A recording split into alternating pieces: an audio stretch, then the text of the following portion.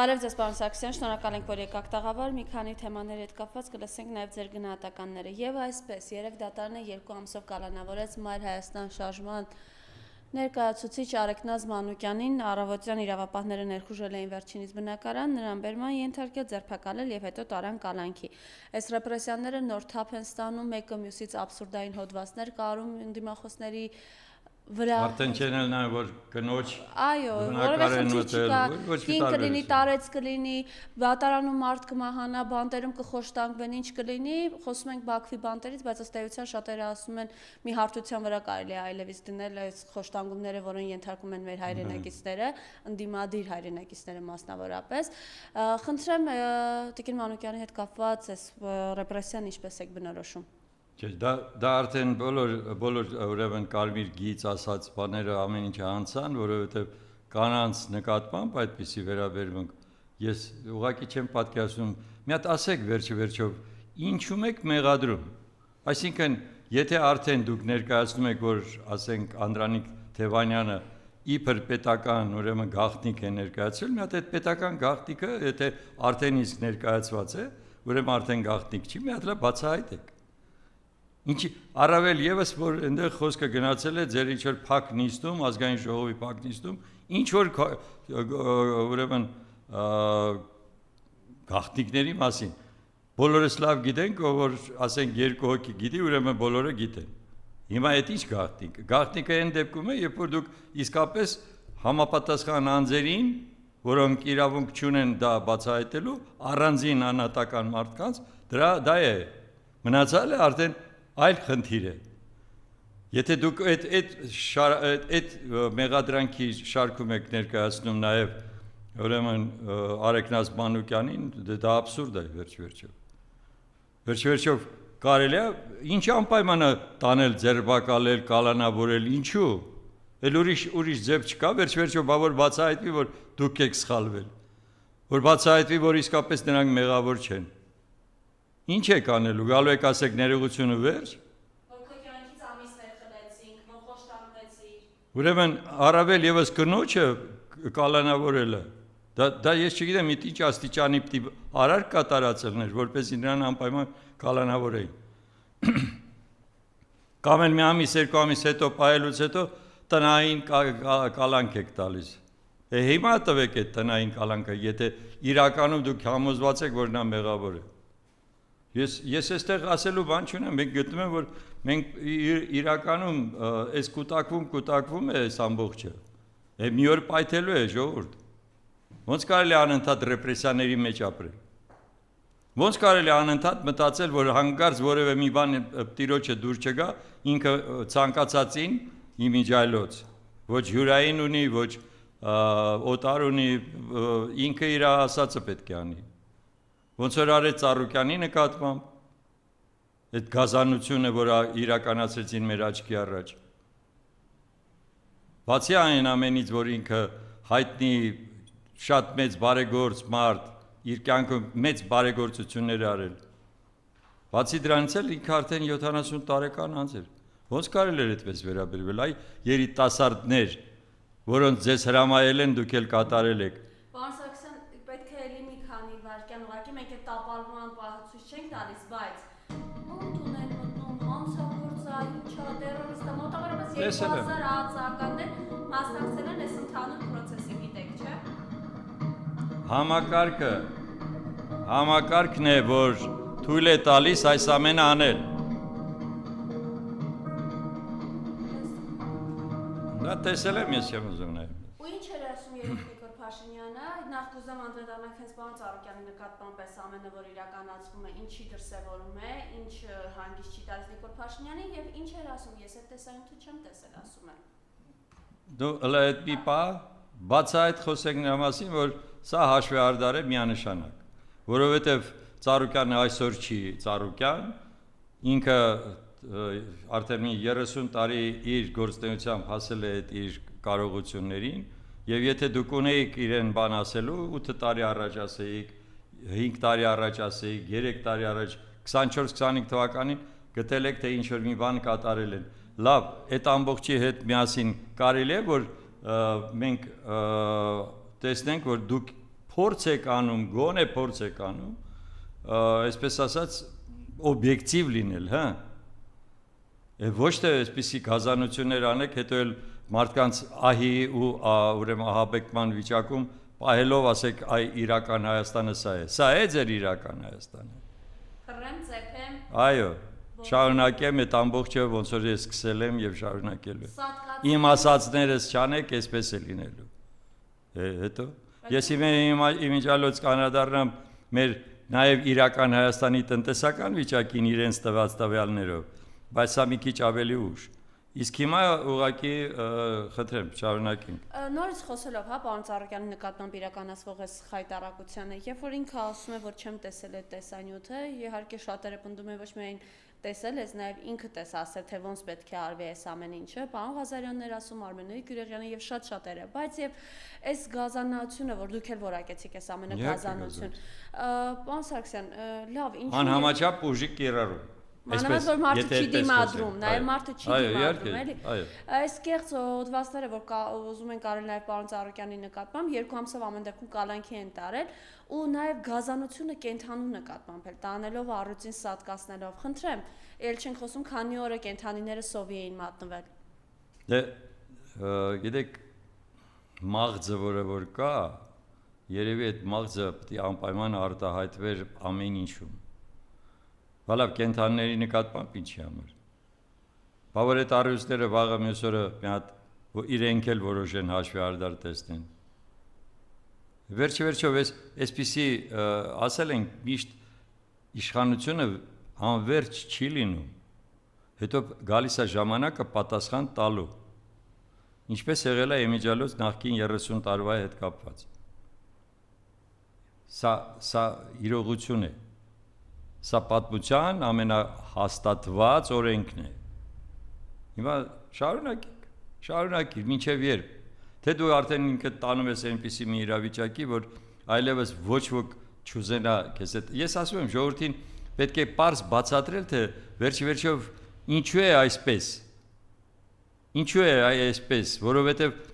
եթե մարդը, որը որ եկել է իշխանության եւ ընդամենը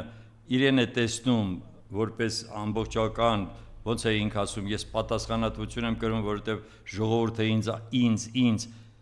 բա որ քեզ միայն, ուրեմն դա արդեն պետություն չի, որովհետև եթե պատասխանատվությունը կրում է միայն մեկ անձ, ուրեմն դա պետություն չի, այդ նշանակում է, որ բոլորը ազատվեցին իմիջալոց այդ պատասխանատվությունից, քո փոխվարչապետները, քո նախարարները, որոնք անտաղանդ բաներ են անում այս կյանքում,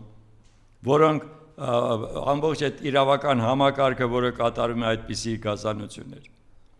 Այդ նրանք այլևս ոչ մի բանի համար պատասխանատու չեն,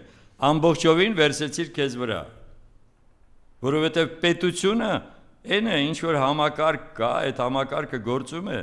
եւ իշխանության թևերն էլ իրարից անկախ են։ Սա պարզ, եթե դուք գնալու եք սահմանադրության փոփոխության, իդեպ ասած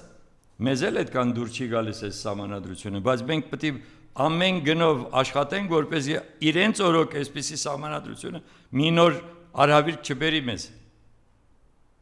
որովհետև իրենց առաջարկած սահմանադրությունը դա ուղղակի Հայաստանի Հանրապետության կործանումն է։ Մենք դրան անպայման կանդրադառնանք, որովհետև երեք Բայրամովի եւս մեկ անգամ ասել է, որ պիտի փոխեք, եթե խաղաղության պայմանագիր եք ուզում, չնայած փոխեն չեն ստանալու ադրբեջանցիներից իրենք խաղաղության պայմանագիր, բայց նաեւ մենք տեսնում ենք, հա, տնտեսությանը իրենք ինչ վնասներ են հասցնում, նույն պարոն Ծառուկյանին պատկանող եւ նրա ընտանիքին պատկանող ընկերությունների մեծամասամբ, եթե ոչ բոլորը կապարակնքված են, երեք տեսանք Արարատ ցեմենտի աշխատակիցները ինչ բուրըն էին արձագանքում այն իրողությանը, որ մարդիկ տուն տեղ են պահում, ընտանիք են պահում, այո, կխնդրեմ այս մասով էլ նաև ձեր տեսակետը։ Գիտեք, սա հերթական վայրագությունն է։ Ներողություն։ Ինչու է վայրագություն։ Շատ պարզ պատճառով դեռ ոչինչ չհաստատված դուք փակում եք ձեռնարկությունները։ Լավ, եթե ձեռնարկությունները շարունակեն աշխատեն, դուք էլ փնտրում եք ինչ որ անցյալում կատարված սխալներ կամ չգիտեմ հանցանքներ։ Թող շարունակեն աշխատեն։ Բա ոնց կարելի է գալ ամբողջովին փակել ձեռնարկությունները, հազարավոր մարդկանց դուրս թողնել ուրեմն հարկային ձեր բեռը ավելացավ, դուք շատ բան չստացաք, դուք մեծ հուսախաբություն բերեցիք այդ ժողովրդին, իդեպ ասած իրենց ասելով իրենք քիչ չեն եղել, որոնք ձեզ են ձայն տվել, քեզ են ձայն տվել։ Ուրեմն այս ամենի մեջ որևէ տրամաբանություն չկա, եթե դա չի գալիս այն մարդուց, որը որ ամբողջովին ասում եմ, ինքը կենտրոնացած է իր էգոյի վրա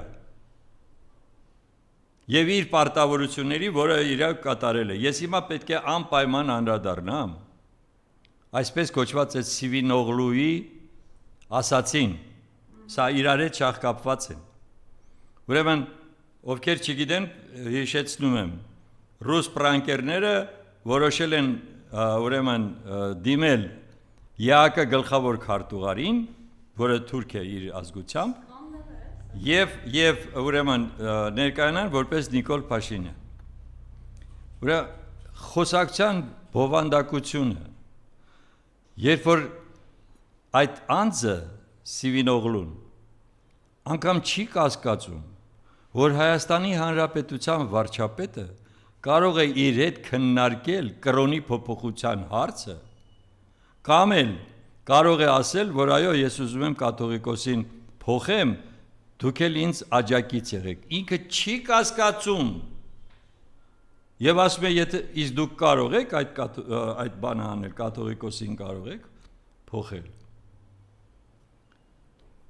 Դուք հասկանում եք ինչ վիճակում ենք մենք,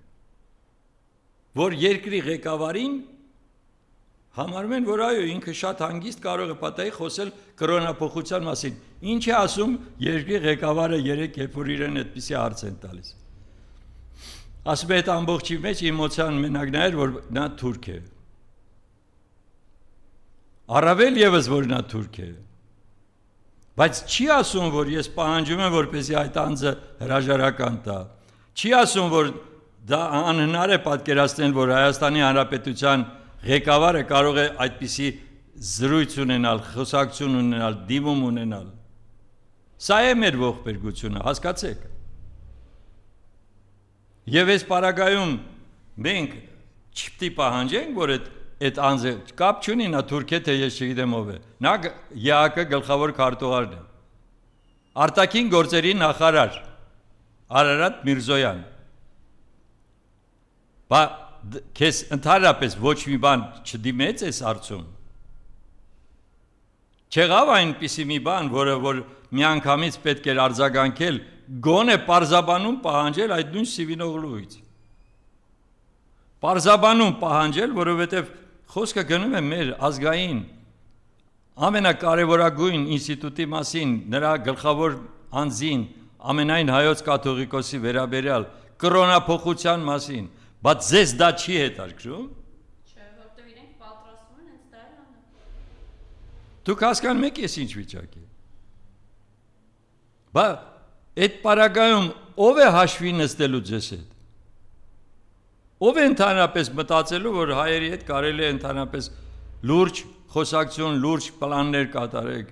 իրականացնել։ Որևէ մեկի մտքով դա չի անցնի։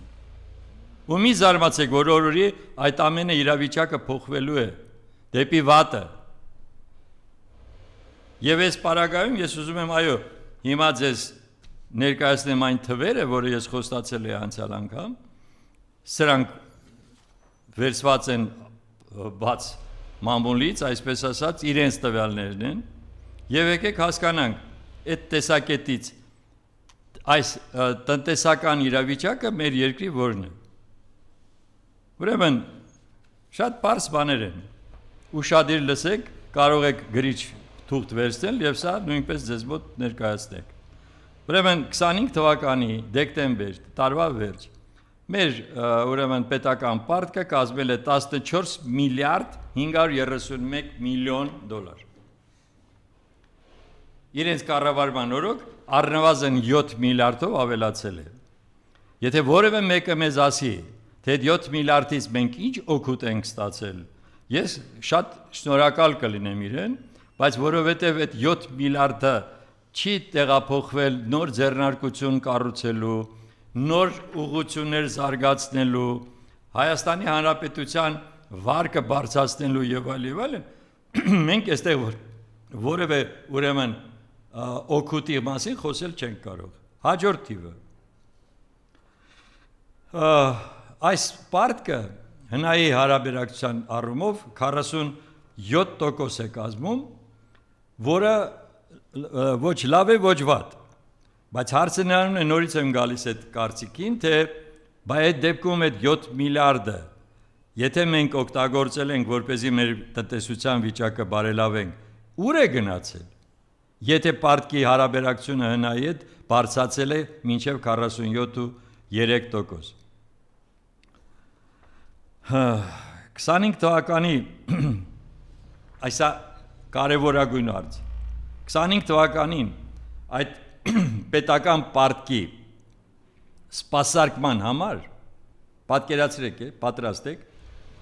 օգտագործվել է 940 միլիոն դոլար։ Համարյա 1 միլիարդ դոլար մենք հենց այնպես տվել ենք այդ տոկոսները մարելու համար, ոչ թե մայր գումարը, այլ միայն տոկոսների մարելու համար 940 միլիոն դոլար։ Հեշտ եք ասում։ Եվ էլի նորից եմ կրկնում, այդեն պարագայում, որ այս ամբողջը չի եկել որպես շահույթ, որպեսզի դուք դրանով մարեք։ Տեսեք ինչ է կատարվում։ 26 թվականի հունվարին այս կառավարությունը վերցնում է 100 միլիոն եվրո պարտք։ Ես որքան ուղղակի առերևույթ պատկերացնում եմ, որ սա գնացել է նրա համար, որպեսզի այն 10,000 դրամները, որ թոշակառուներին պետք է տար, այս գումարից գնա, որովհետև բյուջեում նախատեսված չէր այդ գումարը։ Սա շատ պարզ բան է։ Եթե բյուջեում չկա, դու որտեղից վերցեցիր այդ առելի գումարը, որպեսզի ավելացնես 10,000 դրամով։ Գնացել է 100 միլիոն եվրո վերցրել է պարտք, ավելացրել է մեր պարտքը։ Դա էլ բավարար չի։ Ինքը նույն հունվարին բյուջեն համալրելու համար վերցրել է 170 միլիոն 300 հազար եվրո համաշխարհային բանկից։ Համաշխարհային բանկը առանց տոկոսի որևէ գումար չի տրամադրել երբևիցե Հայաստանին։ Հիմա նույնը պետք է հասկանալ, իսկ ինչ ուրեմն տոկոսադրույքով է տրված եւ ընդհանրապես արդեն իսկ մենք մի ամսվա մեջ ունեցանք 270 միլիոնից ավելացած պետական պարտք։ Սա էլ բավարար չի։ 26 թվականի բյուջեի ուրեմն պակասորթը, որը կազմել է էլի ուշադիր 1 միլիարդ 263 միլիոն եվրո, դուք հասկանում եք, պակասորթը, դեֆիցիտը, այսինքն իրենք պլանավորել են արդեն 1 միլիարդից ավել ուրեմն պակասորթ բյուջեում, որը պետք է փակվի ըստ տրամաբանությամբ։ Ոնց պետք է փակվի։ Եթե դուք էլի նորից չունեք ոչ մի այդպիսի նոր ներդրումային ծրագրեր, դուք չունեք նոր ձեռնարկություններ, որոնք ձեզ հարկեր ավելացնեն, մուծեն, ուրեմն գնում են այն հիմնական իրեն ճանապարհով, որ բաց են թողնելու պետական արժեթղթեր, այսինքն օբլիգացիա, այսպես կոչված, որը նույնպես այնով որ ձեռք բերեց, տոկոս է ստանում դրանից եւ համապատասխան ժամանակին հետ վերադարձնելով, այսինքն ավելացնում են նորից մեր պարտքը։ Եթե այստեղ պակասորթը եղել է 1 միլիարդ 263 միլիոն եվրո, ուրեմն պատկերացրեք, որ առնվազն 1 միլիարդով էլ պետք է ավելանա մեր պետական պարտքը։ Այս ճանապարհով ուզում եք երկիր պահեք։ Եվ ես այնց էլ նստում գլուխ եք գովում, թե մենք էս արեցինք, ծաղիկը 1000 հատով ավել ուղարկեցինք, երբ որ անցյալ տարի միլիոն հատ էին ուղարկում։ Կամ չգիտեմ, այս ինչ երկրում այսքան վարդ վաճառվեց, կամ չգիտեմ, այսքան ծիրանը 3000 տոննա գնաց, երբ որ 300,000 տոննաների մասին էր խոսքը գնում։ Ուրեմն տեսեք, մի թիվել եմ անպայման ուզում բերեմ, որտեղից են նաև քերում մեր ժողովրդից այդ գումարները։ Մենակ մի կոնկրետ օրինակ։ 790,000 վարորդ, 790,000 վարորդ։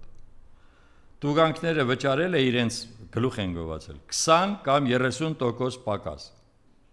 Դուք բայց ոչ չի նշված թե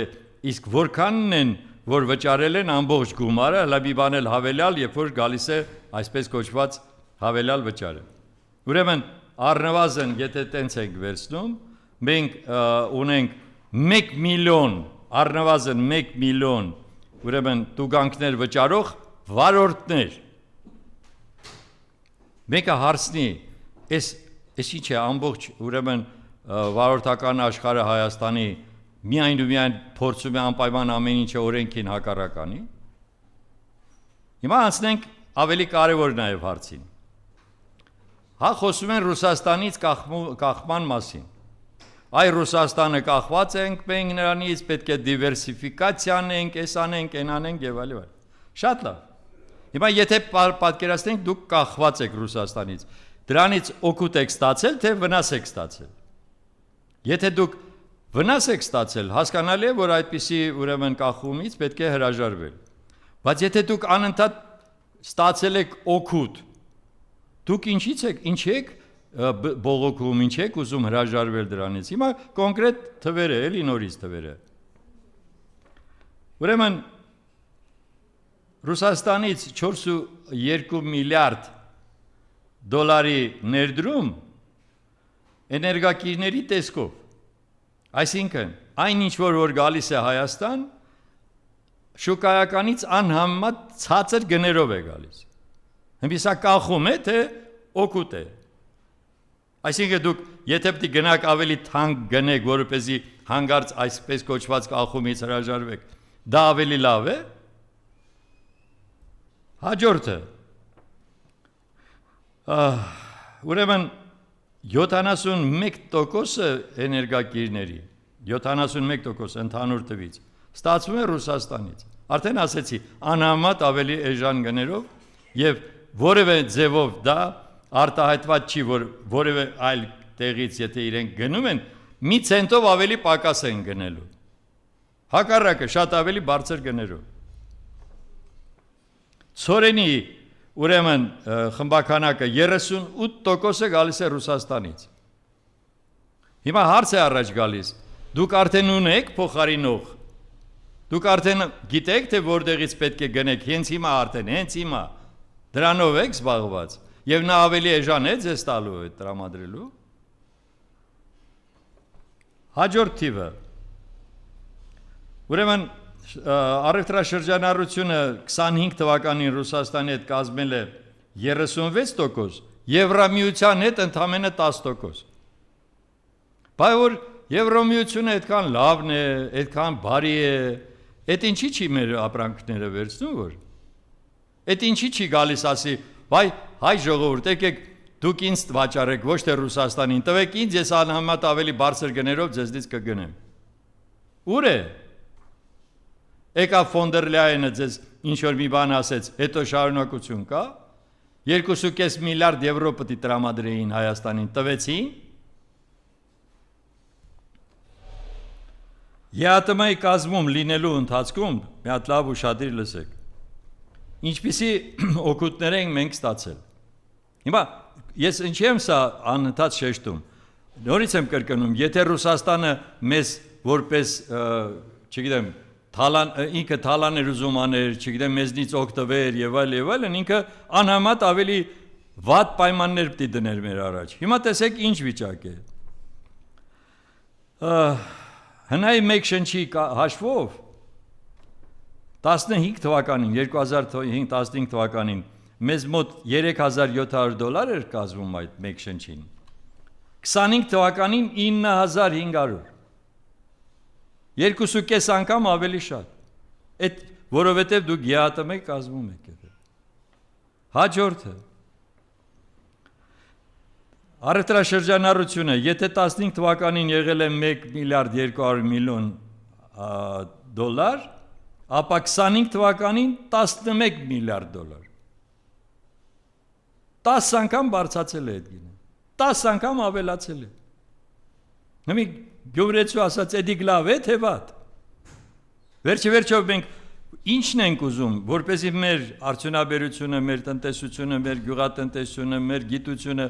անհամեմատ ավելի լավ զարգանան եւ այդ պարագայում Եվ այդ պարագայում մենք ունենանք հնարավորություն աճ ապահովելու։ Սրա մասին է խոսքը, եւ այս ամբողջը ես հատուկ վերեցի նրա համար, որպեսզի հասկանանք երկիրը եւ ժողովուրդը այն ինչ որ իրեն բարիք է բերում, այն ինչ որ ավելի լավ պայմաններ է ստեղծում, չպետք է փոխարինի ինչ որ մի ուրիշ բանով, որը անհայտ է այսօրվա դրությամբ, առավել եւս որ չպետք է կտրվի այն ուրեմն դաշնակցից, որը առ այսօր միայն նորից եմ կրկնում օգուտներ է տալիս մեր երկրին, մեր պետությանը, մեր տնտեսությանը։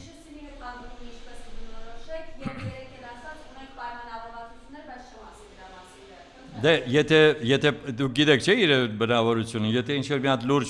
պայմանավորվածություն ունենար, որից գլուխ գովար, կասեր էլի։ Ինչ պետք է պայմանավորվեր, որ հիմա գաղտնիք լինի, չասի։ Խոսքը գնում է նրա մասին առաջին հերթին թողնելու են մեր ուրեմն գյուղատնտեսական ապրանքները եւ ալկոհոլը։ Իմիջիալոց այդ առումով ասեմ ձեզ 98% ալկոհոլի Հայաստանի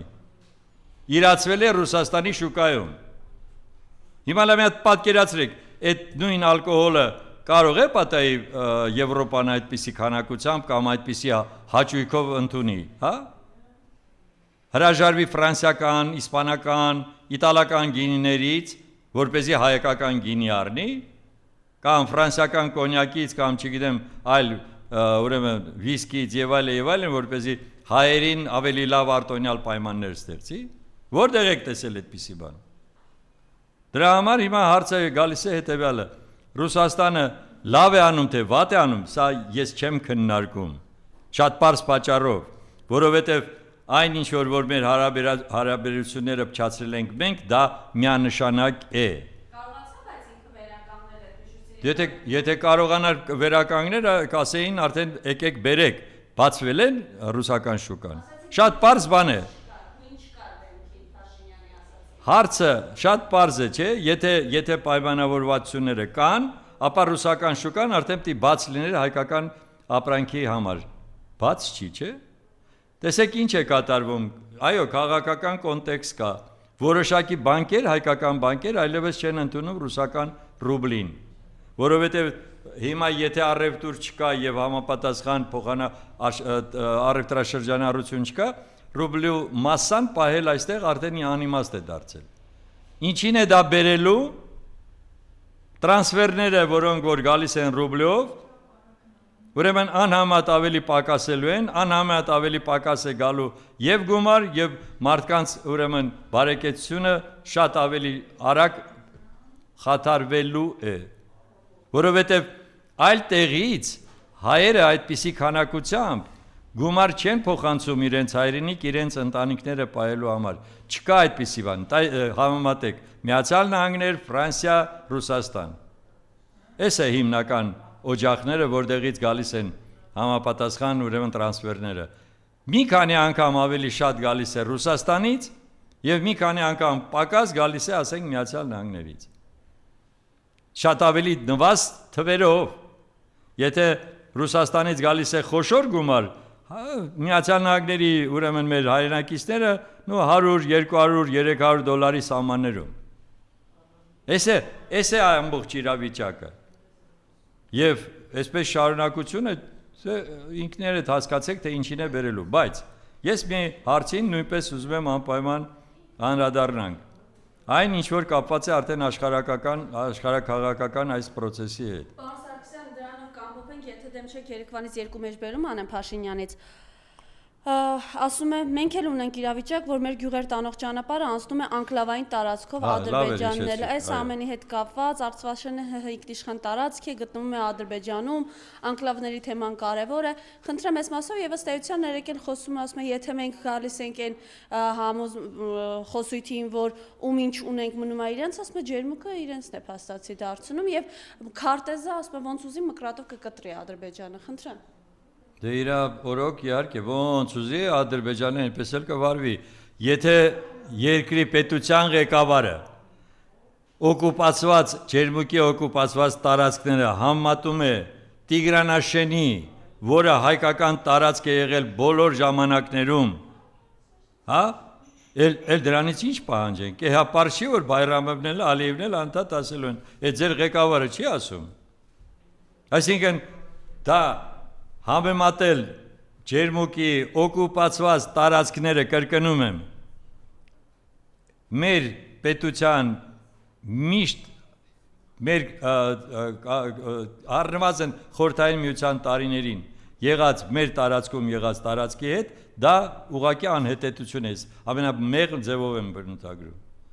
Տիգրանաշենը առաջին հերթին ունի ահռելի ռազմավարական նշանակություն, Արցվաշենը չունի։ Արցվաշենը եթե ամբողջովին անկլավ է եւ շատ բարդ է պատկերացնել, թե ոնց են հայերը որոշելու, եթե անգամ որոշեն գնան այնտեղ բնակվելու, ոնց են նրանք բնակվելու այդ որպես կղզյակում։ Տիգրանաշենը Հայաստանի ամենառազմավարական կետերից մեկն է։ Եթե ոչ ամենամեծը։ Առավել եւս, երբ որ Բայրամովը արդեն հայտարարում է, որ ուրեմն Թրիպի միջանցքը մի կողմը մեր տարածքում է, մյուս վերջակետն էլ է մեր տարածքում։ Վերջակետը 1000 անգամ բացատրեցինք, որ այդ Թրիպի ճանապարհը չի գալիս դառնա կոմունիկացիա Հայաստանի համար։ Դա ընդամենը մի միջանցք է, որը կապելու է Ադրբեջանը Նախճեվանի հետ։ Իսկ հետո էլ արդեն երբ որ կամրանան մի քիչ այդ տարածքում, ամբողջովին կվերցնեն նա, որովհետև պետք է ապահովեն իրենց այսպես կոչված սեփականության անվտանգությունը։ Այ այսպիսի հարցերի մասին է, եւ մենք դա չենք քննարկում, որովհետև տեսեք ինչ հարցել տակ այսօրվա իշխանության ներկայացին դեմագոգիկ պատասխան եք ստանալու։ Այն որ ասում են կընկնեն Պեչենու բաղերը, բայց երբևիցե չեն ասի թե իրականում ինչ են ուզում, ինչպիսի պատասխան տան։ Երեկ էլ ասուլիսի ժամանակ ընդամենը վերադառնում եմ այդ Սիվինօղլուի այսպես կոչված ասացի վրա, ասում է ընդամենը էմոցիոնալ առումով դա համարեցին, որ ինքը թուրք է, առավել եւս որ ինքը թուրք է։ Բայց էլ եմ կրկնում, սրանից ավելի մեծ խայտարակություն, որ ԵԱԿ գլխավոր քարտուղարը համոզված է, որ Հայաստանի վարչապետը կարող է իրեն հետ քննարկել կրոնափոխություն եւ համենայն հայոց կաթողիկոսի փոփոխություն։ Այսպիսի խայտարակություն անհնար է պատկերացնել։ Դա չի կասկածել է, որ դա Փաշինյանը չի։ Այսա դուք խնդրում եմ անպայման խորացեք այս հենց այս էության մեջ։ Որ մարդը չասի, որ ես ոնց եք պատկերացնում, ոնց կարող եմ ես այդպիսի բան խոսեմ։ Պարզ է չէ, որ ես այդ ամբողջի մասին անհնար է, որ այդպիսի հարց քննարկեմ։ Որ ես պահանջում եմ նրա հրաժարականը, նորից եմ ուզում կրկնեմ դա։ Արտաքին գործերի նախարարություն, նորից եմ ասում, Արարատ Միրզոյան, դու չես կարող լինես Հայաստանի Հանրապետության նախարար արտաքին գործերի, որովհետև չես արձագանքում այսպիսի հարցադրումին։ Սա միջազգային սկանդալ է, բայց ոչ թե Հայաստանի համար։ Այնպես որ օրորի ավելանում է այն ամենը, ինչի մասին անընդհատ այնքան հարցեր կան, որոնք պետք է քննարկեինք, առավել եւս որ այն ֆոնի վրա, թե ինչ է կատարվում մեր տարածաշրջանում, եւ ինչպիսի մենք իրավիճակում ենք, մեզ հետ ոչ ոք հաշվի չի նստում։ Եվ կգա մի պահ, երբ որ մենք ուղղակի իրականում սուբյեկտից կդառնանք ամբողջովին օբյեկտ,